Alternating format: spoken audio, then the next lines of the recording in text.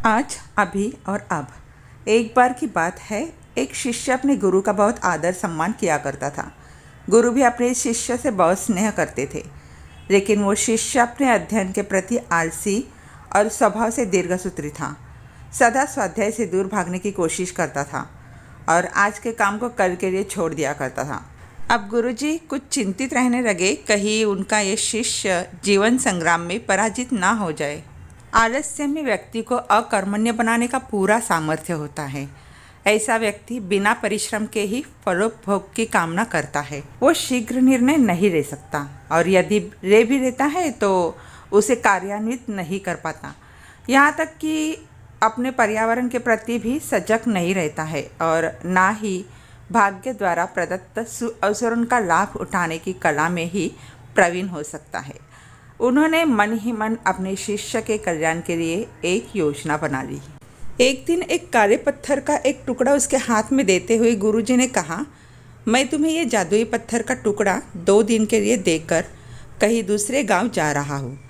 जिस भी लोहे की वस्तु को तुम इससे स्पर्श करोगे वो सुवर्ण में परिवर्तित हो जाएगा। पर याद रहे कि दूसरे दिन सूर्यास्त के पश्चात मैं इसे तुमसे वापस ले लूँगा।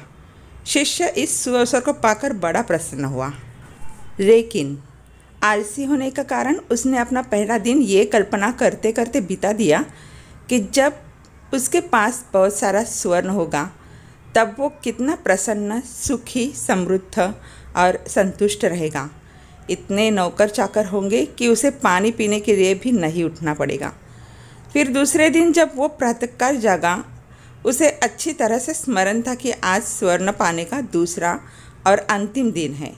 उसने मन में पक्का विचार किया कि आज वो गुरुजी द्वारा दिए गए काले पत्थर का लाभ ज़रूर उठाएगा। उसने निश्चय किया कि वो बाजार से लोहे के बड़े बड़े सामान खरीद कर लाएगा और उन्हें स्वर्ण में परिवर्तित कर देगा।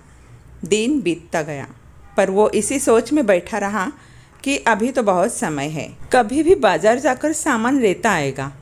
उसने सोचा कि अब तो दोपहर का भोजन करने के पश्चात ही सामान लेने निकलूँगा।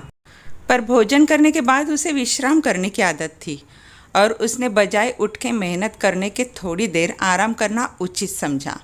पर आलस्य से परिपूर्ण उसका शरीर नींद की गहराई में खो गया और जब वो उठा तो सूर्यास्त होने को था। अब वो जल्दी जल्दी ही बाजार की तरफ भागने लगा, पर रास्ते में ही उसे गुरुजी मिल गए। उनको देखते ही वो उनके चरणों पर गिरकर उस जादुई पत्थर को एक दिन और अपने पास रखने के लिए याचना करने लगा। लेकिन गुरुजी नहीं माने और उस शिष्य का धनी होने का सपना चूर चूर हो गया। पर इस घटना की वजह से शिष्य को एक बहुत बड़ी सीख मिल गई। उसे अपने आलस्य पर पछतावा होने लगा। वो समझ गया कि आलस्य उसके जीवन के लिए एक अभिशाप है और उसने प्रण किया कि अब वो कभी भी काम से जी नहीं चुराएगा और एक कर्मठ, सजग और सक्रिय व्यक्ति बनकर दिखाएगा। जीवन में हर किसी को एक से बढ़कर एक अवसर मिलते हैं, पर कई लोग इन्हें बस अपने आलस्य के कारण गंवा देते हैं।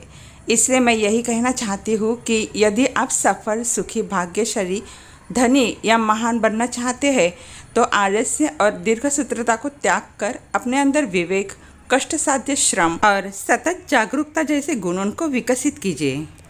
जब कभी आपके मन में किसी आवश्यक काम को टालने का विचार आए तो स्वयं से एक प्रश्न कीजिए, आज, अभी और अब क्यों नहीं।